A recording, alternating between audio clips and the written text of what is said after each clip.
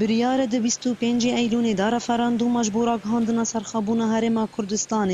جه عراق پکوره. پارتی و سیاستوان کانتون افرینی رفراندومی وکی مافکی روا یه گلی کرد جبو دستنشان کرنا چرانوسا خواه دبینن. سیاستوان افرینی جدنگ امریکا را دیار کرن که رفراندوم گاوکه گرینگه جبو آرامی و دموکراسی روژنلاتا ناوین. ام وکه روژاوای کردستان وکه چاوکو داخیانی هاتبو داندن ام آمدنه به همو هیزاخا هگر کو خطریک لسر هرما باشوری کردستان هبه گل میلوی داره هبه چاوکو هیزامه در باسی شنگال بو و شنگال پاراست هگر کو خطریک لسر باشوری کردستان چه ببه ام آمدنه جواکا خایلوی داره گل خایلوی داره به همو هیزاخا بپارزن. ميثاق متحدة ميثاق دولي حقوق الإنسان حق تقرير مصري لجميع الشعوب يعني حرج ملاد كرا نجم ملاد كي ودجري ملاد كي دن فأف كرجي وك ناسكري توبا بيتلي 40 مليون مرة رجالات نافين وك ملات ترك وفارس وعرب سر آخا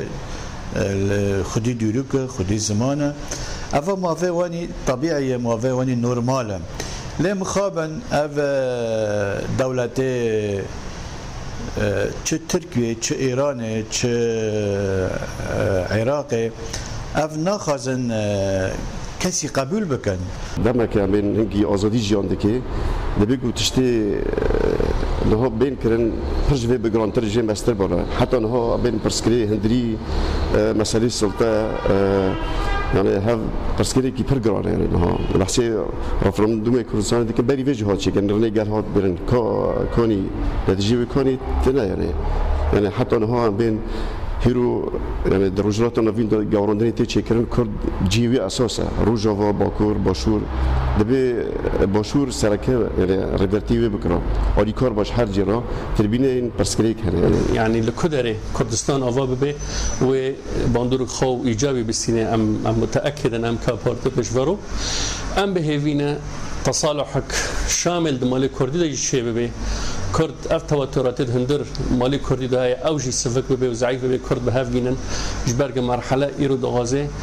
كرد بياك به كرد ياك دست به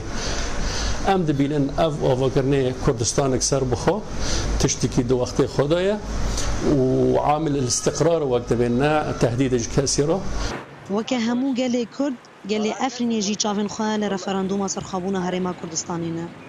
پارتی و سیاستوان افرینی جی پشگیری آخوش بو هرما کردستانه لهم فشار و گفن لدجی رفراندوم تین زمان و هیوی دکن کوباندورا که رفراندوم یا ارینی لچار سرکرنا دوزا کردی بگشتی و لروج آوا و سوریه به تایبت هوا نوروز رشا دنگ امریکا افرین